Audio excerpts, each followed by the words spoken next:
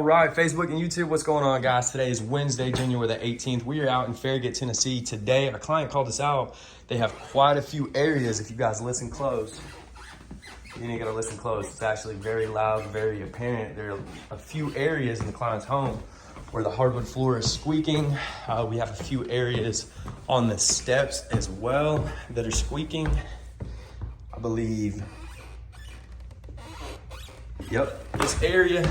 And then we have one more area where we're having that same squeaking in the carpet.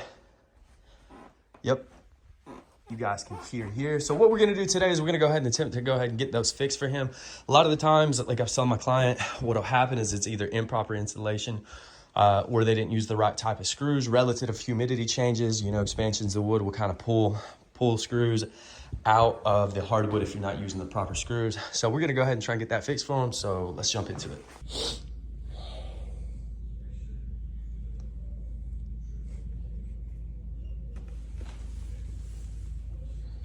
Right, guys, we have successfully gotten all these areas taken care of. We are squeaking no more. Except for my shoes, you guys can hear my shoes.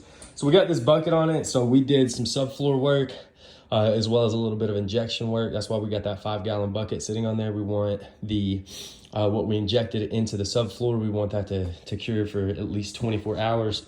But guys, the squeaking is gone here, over there.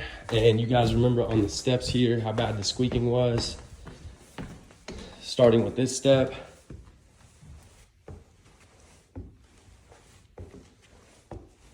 No more squeaking on the steps.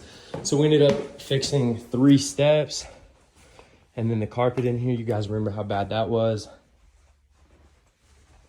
And we've got that taken care of as well. Guys, the client is very happy. It took a lot of work, a lot of effort, but ended up getting the job done. Every single squeak has been fixed. So we're very pleased with that outcome. Anyway, guys, this is gonna wrap up the video. Pretty short video. I didn't really show you guys the process.